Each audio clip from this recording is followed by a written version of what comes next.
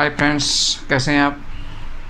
मैं समझता हूँ आप बहुत अच्छे होंगे, क्योंकि लॉकडाउन में कैसे हो सकते हैं, लॉकडाउन के समय में क्या कर रहे होंगे ये हम सभी जानते हैं। आज मैं आपके लिए लेके आया हूँ बहुत ही बेहतरीन, बहुत ही सुपर, बहुत ही अच्छा टॉपिक जो एग्ज़ाम में तो आता ही आता है, बट ऐसे भी आपको उसकी नॉलेज होनी चाहिए। क्योंकि टॉपिक का नाम है नदियों के किनारे बसे भारतीय नगर, अर्थात भारत के वो कौन कौन से शहर हैं जो नदियों के किनारे बसे हुए हैं। ये काम का टॉपिक इसलिए है, एग्ज़ाम में तो आता ही आता है, बट मान लो अगर आप कहीं किसी शहर में घूमने गए, किसी अदर सिटी में घूमने गए, तो भारत के किसी भी शहर में अगर आप घूमने जाते हैं तो आपके पता होना चाहिए कि वहाँ कौन सी नदी बहती है, ताकि आप वहाँ का भी एंजॉय कर सकें। तो इस टॉपिक का नाम है नदियों के किनारे बसे भारतीय नगर, और पहला नगर है आगरा, और नदी कौन सी है, यमुना। मतलब आगरा शहर यमुना नदी किनारे बसा हुआ है। याद कैसे करेंगे, आगरा। आगरा जब आप बोलते हैं ना आगरा, तो यूँ नाम निकलता आगरा, आगिरा, मतलब ऊपर मकान से आगिरा, आगरा।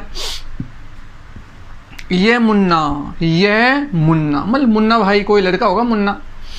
तो यूँ मान सकते हैं एक मुन्ना नाम का लड़का था जो किसी लड़की से बहुत मोहब्बत करता था, बहुत प्यार करता था। उस लड़की को उसने प्रपोज किया और उस लड़की ने मना कर दिया। जो मना कर दिया तो उसने कहा देख मर के दिखा दूंगा, या तो हाँ कर ले। लड़की ने बोला बोले मर के दिखा। जो ही लड़की ने बोला मर के दिखा, वो लड़का आगरा, आगरा। कौन आगरा, ये मुन्ना। ये मुन्ना है ना जो ऊपर मकान से आगरा।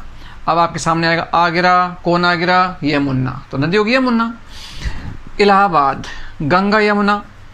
ऐसे मान सकते हैं कि गंगा और यमुना नाम की दो लड़कियां हैं जिनका ससुराल एक ही घर में है, बट गंगा थोड़ी जल्दी उठती है और यमुना थोड़ी लेट उठती है। तो जल्दी उठने वाली जो बहन है वो लेट उठने वाली यमुना को जगाएगी, तो पकड़ बाल जोर से और हिलाती है, इलाहाबाद, इलाया। क्या किया, इलाया। फिर बाद में वो जग गई। कौन जग गई, यमुना। तो देखिए गंगा ने यमुना को पकड़ के जोर से क्या किया, इलाहा, इलाहा, इलाया, मतलब तो इलाहाबाद हो जाएगा। हालांकि इस इलाहाबाद का जो नया नाम है आजकल वो क्या हो गया, आप सब जानते हैं, प्रयागराज। इसका नाम पहले भी प्रयागराज था, लेकिन अकबर ने इसका नाम इलाहाबाद कर दिया था, अब वापस से क्या कर दिया, प्रयागराज कर दिया है। दिल्ली, यमुना, आगे ना यमुना, यह मुन्ना एक लड़की से क्या करता था, दिल्ली, दिल्ली। हम दिल्ली को दिल्ली से मानते हैं और ऊपर कहते भी है ना, दिल्ली है दिल वालों की, मुंबई पैसे वालों की। तो देखिए दिल्ली करता था एक लड़की से, कौन करता था, ये मुन्ना। तो नदी होगी ये मुन्ना। तो जब ये मुन्ना से दिल्ली के लिए मना कर दिया तो लड़का ऊपर से आगरा। कौन आगरा, ये मुन्ना, क्योंकि वो क्या करता था, दिल्ली। कौन करता था, ये मुन्ना। लेकिन दिल्ली करता था दिल्ली की लड़की से ये मुन्ना, लेकिन था कहाँ का वो लड़का था मथुरा का। कहाँ का था, मथुरा का। तो देखिए ये तीनों शहर एक साथ याद कर सकते हो। मथुरा का ये मुन्ना, दिल्ली करने के चक्कर में ये मुन्ना ऊपर से आगरा। कौन आगरा, ये मुन्ना। तो आगरा, कौन आगरा, ये मुन्ना। दिल्ली की कौन करता था, यह मुन्ना। मथुरा का कौन था, यह मुन्ना। फिरोजपुर एक शहर है, फिरोजपुर, जो पंजाब में पड़ता है, फिरोजपुर, और सतलज नदी के किनारे बसा हुआ है। तो देखिए नाम क्या निकल रहा है, फिरोजपुर, फिरोजपुर, फिरोज जयपुर, यानी जयपुर में फिरोजपुर, फिरोजपुर। देखिए गाँव की भाषा में जब हम कोई तीये की बैठक में रोने के लिए जाते हैं तो उसको कहते हैं फिरना, कि भाई फिरने चलते हैं। गांव में जब कोई मर जाता है ना, तो अपन लोग आपस में चलते हैं कि भाई कल वहाँ चलना है फिरने के लिए, वहाँ अपना कोई व्यक्ति मर गया है, तो फिरना कहते हैं, वहाँ फिरते हैं, जाते हैं, फिरते हैं। तो देखिए बहुत सारी महिलाएं और 2-4 पुरुष कहीं जा रहे थे फिरने के लिए, किसी की तीये की बैठक में जा रहे थे वो। तो रास्ते में एक बुड्ढा मिला कि भाई आप कहाँ जा रही हो बेटाओ। तो उन लड़कियों, उन महिलाओं ने कहा कि बाबा फिरने जा रहे हैं, हमारे एक लड़का मर गया हमारे रिश्तेदारी में, तो उसको फिरने जा रहे हैं। बोले बेटा कहाँ जा रहे हो फिरने, बोले जयपुर में। अच्छा जयपुर में, जाओ भाई जाओ, देखिए फिरो, कहाँ फिरो, जयपुर में, जाओ फिरो जयपुर में। लेकिन एक बात याद रखना, बोले क्या, जब तुम फिरो मतलब तुम रो वहाँ पे, तो एक काम करना, सतलज, सतलज, इस लज को लाज कर दो, सतलाज, सत की लाज कर लेना, घूंघट करके रोना। बोले क्यों? क्योंकि अगर तुम घूंघट करके नहीं रोगे तो तुम्हारे ढोंग का पता चल जाएगा।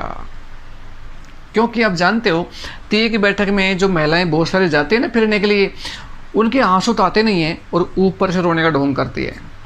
आपने देखा होगा कई बार जियों में तीये की बैठक में जाती महिलाएं जीप में भर के जाएंगी या किसी भी साधन में भर के जाएंगी तो रास्ते में दांत निकालती हुई जाएंगी, खूब हंसी मजाक करते हुए जाएगी।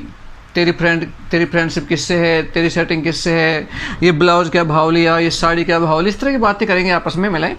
लेकिन ज्यों ही तीये की बैठक जस्ट पास में आई, एक खेत दूर रही, तो कार को रोक दी जाती है, उसमें से उतरती है और उतरते रोना चालू, अरे मारा काका मुझसे बिना मिलाई चले गयो रे, इस प्रकार की ध्वनि निकालती है। आंसू एक नहीं आते। तो उस बुड्ढे ने कहा कि जब तुम फिरो जयपुर में तो सत की लाज कर लेना, तब फिरना, नहीं तो ढोंग का पता चल जाएगा। ढोंग का मतलब आंसू नहीं आ रहे फिर रो रही है। हाँ, जिसका खास मरता है उसके आंसू आते हैं और रोती भी है, बट जो साथ वाली जाती है ना सहेलियाँ, वो केवल धुन का साथ देती है, आवाज़ निकालती, धुन निकालती, बस गयो रे, बस ऐसे करती है। तो देखिए फिरो जयपुर में कोई दिक्कत नहीं है, लेकिन सत की लाज करके फिरो, घूंघट उगाड़ के मत फिरो, सतलज, सत की लाज। अगला शहर है हरिद्वार। हरिद्वार, दो शब्द आ रहे हैं, हरि और द्वार। हरि कहते हैं परमात्मा को, भगवान को, ईश्वर को, और द्वार यानी दरवाजा। तो मतलब क्या हुआ, हरिद्वार, हरि का द्वार, परमात्मा का द्वार। अब देखिए गंगा नदी है तो आप यूँ मान सकते हैं कि गंगा नदी पवित्र इसलिए है क्योंकि वो हरि के द्वार से निकलती है। अगर राक्षस के द्वार से निकलती तो अपवित्र होती। तो बताइए हरि के द्वार से निकलने वाली नदी, पवित्र नदी कौन सी है? गंगा। तभी तो पाप कटते हैं। हालांकि हमारे धारणा कोई पाप नहीं कटते, बहुत अंधविश्वास है।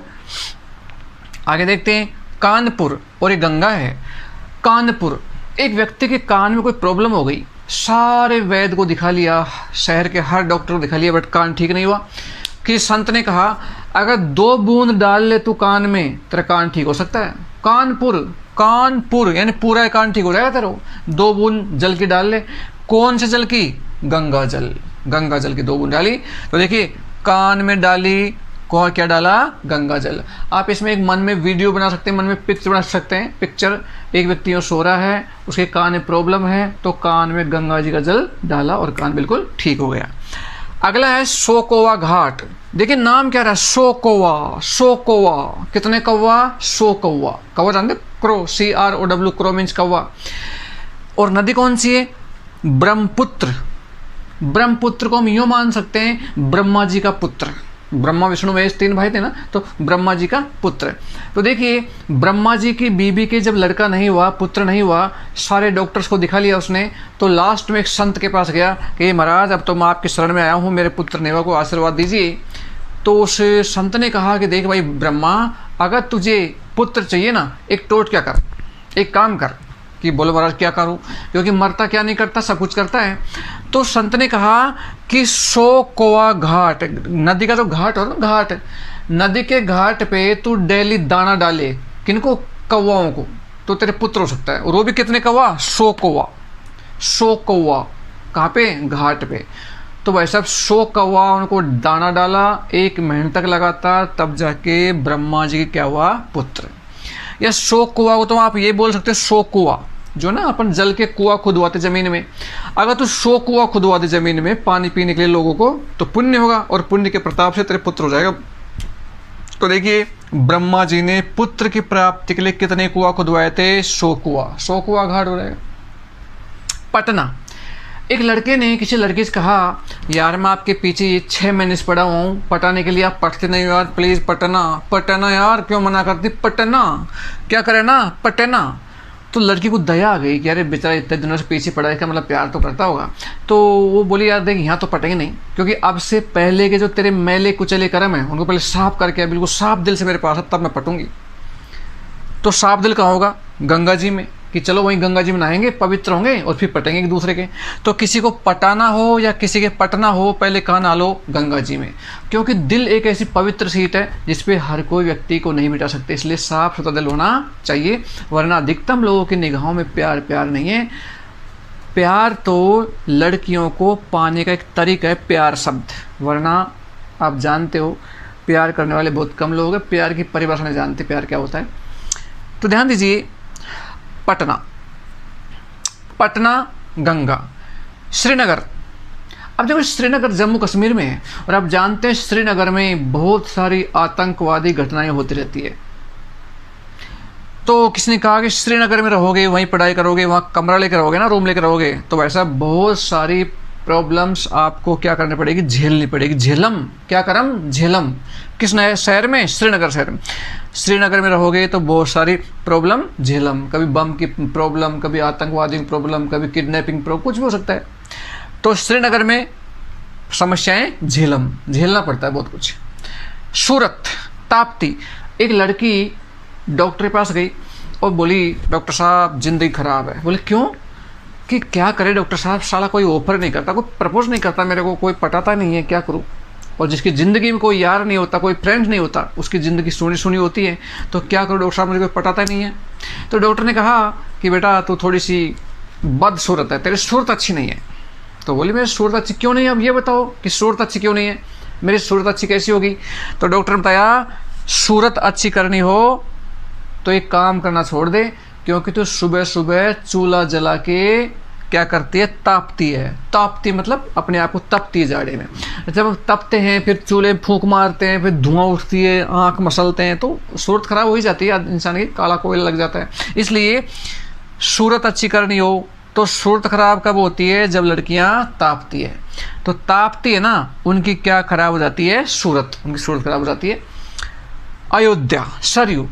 अब माना कि अपने से मान सकते हैं, आप मुझे जानते हैं, मैं एक दुबला पतला लड़का हूँ और मैं अचानक 6 महीने कहीं दूसरे स्टेट में रहने लग जाऊँ और दूसरे स्टेट में रहने के बाद वापस आऊँ और उसमें मोटा हो जाऊँ बहुत ज़्यादा, और आप मुझे देख लें, तो आप क्या बोलोगे? अरे सर यू कि सर आप, क्या बात है सर, बहुत मोटे हो गए आजकल तो। अयोध्या, अयोध्या, अयोध्या, ये पहलवान योद्धा हो गया।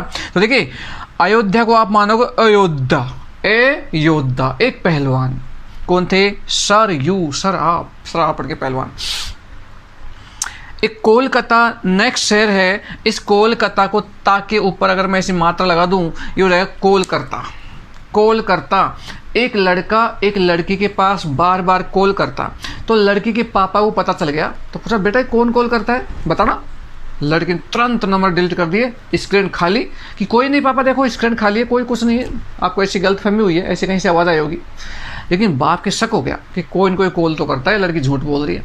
तो बाप ने सोचा आज मैं इस लड़की की खाट के नीचे सोऊंगा, ज्यों ही रात में फ़ोन आएगा यार का तो, और मैं फिर फ़ोन पकड़ लूँगा। उसने यही किया, ज्यों ही लड़की सोई उससे पहले जस्ट नीचे खाट के नीचे सो गया। खाट के नीचे सो गया, रात के 12 बजे फ़ोन आया बॉयफ्रेंड का।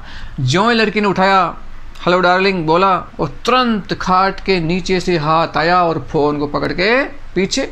लड़की ने देखा कौन? अरे यार पापा, खाट के नीचे पापा। डंडा लेके बोला पापा अब बता, तूने सुबह तो मना कर दिया था ना कि कोई नहीं है, जो कॉल करता है कोई नहीं करता, कॉल करता है, बता कौन है। डंडा मारा, लड़की ने सारी बात हुगली नदी होगी ना, हुगली, तो उगली मतलब सच्चाई उगली कि सॉरी पापा, एक लड़का था जो मुझे कॉल करके बुलाता था। तो देखिए कॉल करता एक लड़का, और जब लड़की से पूछा तो सारी बात उगली। लखनऊ गोमती, लखनऊ गोमती, तो ऐसे मान सकते हो लखनऊ, लखन राम का भाई था, और राम के भाई के साथ भी, राम का भाई जो लखन है वो कहता है यार मेरे भाई के साथ तो सीता घूमती है, मेरे साथ कोई घूमता ही नहीं है। तो लखन ने भी एक जीएफ बना ली, लड़की गर्लफ्रेंड बना ली, और अब तो लखन के साथ भी लड़की क्या करती? घूमती। गोमती मतलब घूमती, लखन के साथ भी कोई लड़की घूमती। राम के साथ सीता घूमती और लखन के साथ कोई और घूमती। गुवाहाटी, अब गुवाहाटी शब्द में एक तो आ रहा गो, एक आ रहा हाथी, तो हाथी को मान लेते हैं हाथी एलिफेंट, और गो को गाय मान लेते हैं, गो गाय को कहते हैं। तो देखिए यहाँ भी ब्रह्मपुत्र है, ब्रह्मा जी का पुत्र। अब आप जानते हो जब 100 कुआं खुदवाने से ब्रह्मा जी का पुत्र पैदा हुआ, तो ऐसे महान पुत्र की तो शहर में यात्रा निकलेगी। तो वैसा जब थोड़ा बड़ा हुआ ना तो उसकी यात्रा निकालेगी ब्रह्मा के पुत्र की। कैसे? एक पैर रख दिया गो पे और एक पैर रख दिया हाथी पे, ऐसे गो हाथी, गो पे और हाथी पे खड़ा कर उसको, और यूं आगे यात्रा निकाली गई। किसकी? ब्रह्मा के पुत्र की।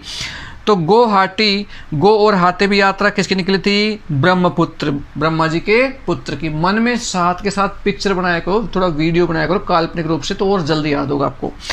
अगला जबलपुर। इस जबलपुर का इस्तेमाल जबलपुर, जबरदस्त तरीके से, जबल यानी जबरदस्त तरीके से धुआंधार स्पीड से लगे हुए थे दो। कौन कौन? नर्मदा, नर और मादा। एक लड़का खेतों में गया किसी काम से, कोई फसल काटने गया, कुछ गया, लेकिन वहां जाके देखा खेतों में, oh my God, Narmada, Jabalpur, जबरदस्त तरीके से लगे हुए धार पे। कौन कौन? नर्मदा। कोटा, चंबल। अभी चंबल नदी को चप्पल मानते, चप्पल, और एक कोटा है, कोटा मानते खोटा। अगर तुम खोटा काम करोगे ना, तो माथे में क्या पड़ेगी? चप्पल पड़ेगी। तो चप्पल को हम जस्टिफाई करेंगे चंबल से। आगे देखते हैं कटक। अब भाई साहब कटक कहते, कटक काटना, काटा पीटी करना, युद्ध करना, आपस में तलवार से काटा पीटी हो जाना, भयंकर मारकाट हो जाना, कटक। और ये महान नदी है। आप जानते हैं महान चीज़ों पे हमेशा क्या होता है? कटक होता है, मारा काटी होती है, कटक, महायुद्ध होता है। जैसे मैं फॉर एग्जांपल बताऊं आपको मैं कि सीता महान थी, तो राम रावण के बीच में कटक युद्ध चला। द्रौपदी महान थी, कौरव पांडव में युद्ध चला। जम्मू कश्मीर महान राज्य है, भारत पाकिस्तान में युद्ध। और कोई कुत्ती महान हो, 2 कुत्तों में युद्ध। कटक, तो कटक मस्ता आपस में। तो कि कटक यानी महायुद्ध होता है किन चीज पे? महान चीजों पे। नासिक, गोदावरी। एक लड़के की आदत थी, जब रोता मान लो तो उसको हम गोद में लेते ना, गोदावरी, अरे गोदावरी, तो गोद में लेते तो थोड़ा चुप, और जो ही गोद से उतारा वो लड़का रोना चालू। तो उसके माँ बाप बहुत दुखी हो गए, बहुत परेशान हो गए कि यार लड़का गोदी में तो चुप रहता है और उतारते रोता है। तो रिक्वेस्ट करी, हे मेरे बच्चे, हे मेरे बालक, ये आदत तो तू ना सीख। मतलब मत सीख। कौन सी आदत मत सीख? गोदावरी, तो नदी होगी गोदावरी, कि गोद में आने की आदत ना सीख बेटा। हंसना सीख, खेलना सीख, चलना सीख, लेकिन गोदावरी की आदत मत सीख, गोद में आने की आदत मत सीख। अगला संबलपुर। संबलपुर एक शहर है, लेकिन ये महानदी के किनारे बसा हुआ है, और वहाँ गलती से हो गया नर्मदा, तो उसको महानदी मानिए। महान नदी यानी महान नदी, और संबल है। अब मान लो आप किसी नदी को पार करोगे, तो छोटी मोटी नदी होती है ना, वो तो तुरंत पार कर जाते हो, लेकिन गहरी नदी हो, बहुत महान गहरी नदी हो ना, तो महान नदी को संभल के पार करना पड़ेगा। महान नदी, इसको आप महान नदी कर सकते हैं यहाँ पे, क्योंकि सही लिखवाना जरूरी है। तो ये हो गया महान नदी।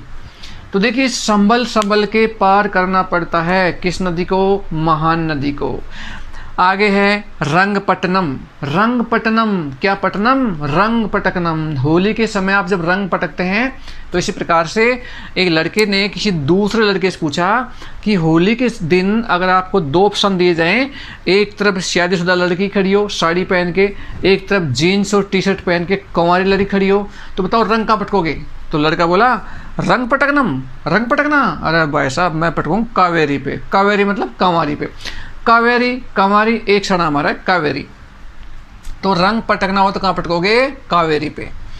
जमशेदपुर, इसमें 3 शब्द आ रहे हैं। जम गया, शहद यानी मधुमक्खी का शहद, जमशेद, और पुर यानी पूरी तरह। अब मान लो मधुमक्खी का शहद हो, किसी बोतल में हो और पूरी तरह जमा हुआ हो, जमशेदपुरा। जम जाए शहद पूरा और उसमें अंगुली दे के यूँ निकालोगे, आप खुद ही बताओ वो रेखा बनेगी नहीं बनेगी, स्वर्ण कलर की, पीले पीले कलर की। तो भाई साहब जमे हुए शहद में पूरी अंगुली दोगे ना तो स्वर्ण रेखा, स्वर्ण कलर की क्या बनेगी, रेखा, पीली पीली रेखा बनेगी। अगला है मदुरई। मदुरई मदुरई मदुरई मदुरई।